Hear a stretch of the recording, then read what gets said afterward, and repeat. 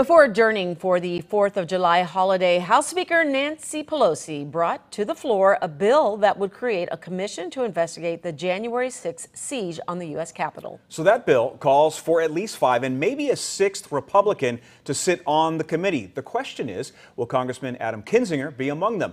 He's kind enough to join us this morning with a closer look at what's obviously still a controversial topic to this day. Good morning to you, Congressman. Hey, good morning. How are you? Always good to see you. Let's get right into this. Speaker Pelosi calls this independent commission needed to get to the truth. We know what Mitch McConnell has said. He calls this political theater. Where do you rest in this debate? And if you were asked, Congressman, would you sit that committee? Yeah, so this is not my preference because we actually had a January 6th commission that was evenly split. We passed it out of the House. Only 30 Republicans voted for it, and it was blocked in the Senate. And so I'll be voting for this today. It's not my favorite option, but the point is we can't keep pretending like January 6th didn't happen. We need full accounting for it, and then we can move on. Everybody wants to move on like this was a decade ago. Well, we have people that aren't even, that are coming up with conspiracy theories over and over. If I'm asked to serve on it, I'm going to consider it. I haven't been asked. It's not necessarily anything I'd look forward to doing. But if I thought that, my voice was needed to get to the bottom of it, it would be something I would be open to and then have those conversations. And before we get on to what you're working on, what do you hope when you say get to the bottom of this? What would the outcome of such a committee be?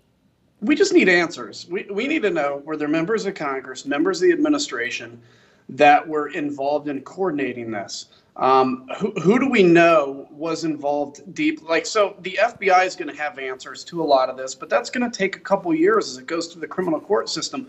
Right now, you had a month ago on a national news network, a talk show host basically say that the FBI did January 6th. The FBI, somehow had done this. That's crazier than even some of the 9/11 conspiracy theories. And the longer we don't have answers to this, the longer and crazier some of those conspiracies can be. So we do need to get to the bottom of it, because the more people that stand up and say it was Antifa or BLM or, the FBI or aliens, whatever it was, it makes stronger my commitment to say we've got to find out what the truth is here. Well, we'd be remiss if we didn't get to some of the other work that's actually going on as well in Washington. I want to talk about the pandemic. It exposed a lot of supply chain issues, especially when it comes to goods from overseas. You recently introduced the Made in America's Act. You argue this is an issue of national security. How so?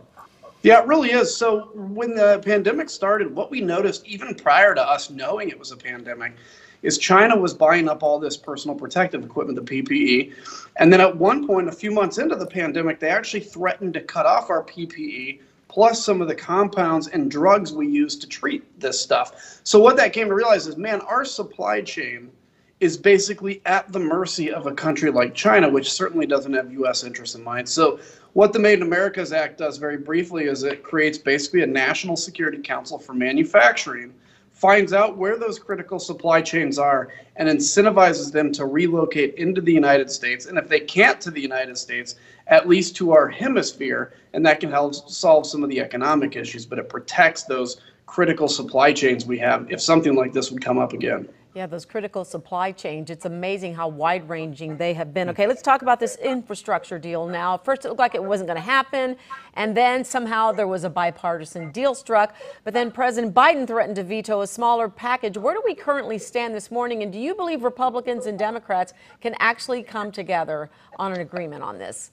I stand as confused as anybody, because it's just all we do out here, by the way, is just play politics every moment we think about the next election. That's all we do. And that has to change, especially on something like infrastructure. I'm still optimistic we can get a bipartisan infrastructure deal done. There's probably going to be a little wrangling between now and maybe probably leaving for the summer break.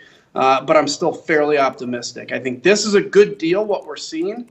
Anytime you can bring both sides to the table, but for a little bit, and I think just to anybody else out there, take a deep breath and maybe at least spend one day not worried about the next election and do stuff for the American people. We want solutions. We want solutions. Less fighting. Hopefully, the next time we talk to you, it'll be about where that money is going to go. Maybe you have a wish list. And we'd love to hear some of that. But we got to end it there, Congressman. Always appreciate your time. Thank you for joining us. You bet. See you guys. More Good Day After the Break.